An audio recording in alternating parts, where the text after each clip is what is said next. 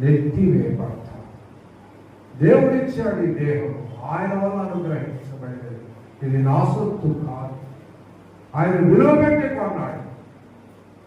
ఆయన నీతిని నెరవేర్చాలి, ఆయన నీతిని పొందాలి, ఆయనకి ఇష్టమైన వారిగా జీవించాలి. అంతేగాని నా చెయ్యి నా ఇష్టం వచ్చి తాగుతాను, నా కాళ్ళు నా ఇష్టం వచ్చిన చోటుకి పరుగులు తెచ్చుతాను, నా నాలుక నా ఇష్టానుసారంగా విసిరి వేస్తానంటే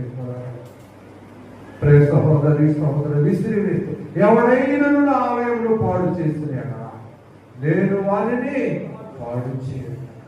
నా నాలుక నా ఇష్టం అంటే దేవుడు ఏమంటాడు తెలుసా?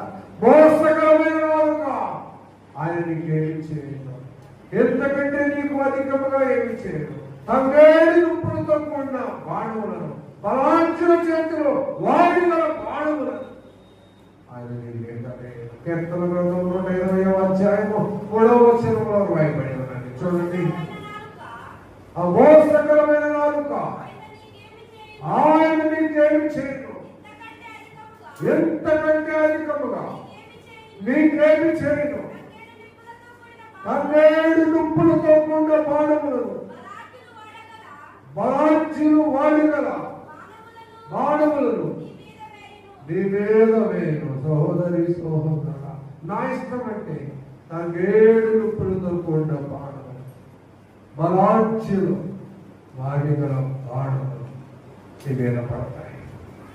సహోదరి సహోదర, నిత్య నరకము. అయితే ఆ తంగేడు దుప్పులతో కూడిన బాణములు అంటే బలాంచుల చేతి గల బాణములు అంటే సహోదరి సహోదర, అగ్ని గంధకములు నీ మీద త్రొమ్మరింపబడతాయి, నిత్య నరకములకు పాత్రుడు అవుతాడు. అయితే ఆయన నిన్ను ప్రేమించి సహోదరి సహోదరుడు ఆయన బిడ్డగా చేసుకోవడానికి ఇష్టపడ్డాడు.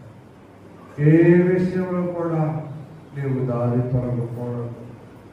సౌలు దేవుని మాటను ధిక్కరించినాడు, చేయకూడని పని చేసినాడు.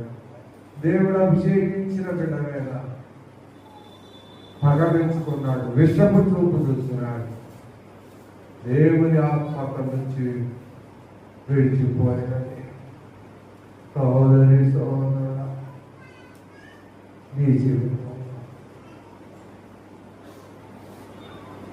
దేవుడు నీకు అనుగ్రహింపబడిన, దేవుని చేత నీకు అనుగ్రహింపబడిన నీ దేహముతో ఆయన సంతోషపరచగలుగుతున్నావా, లేక ఆయన దుఃఖపరచగలుగుతున్నావా? ఆయన నిన్ను ప్రేమించిన ఎంతకాలము తిరుగు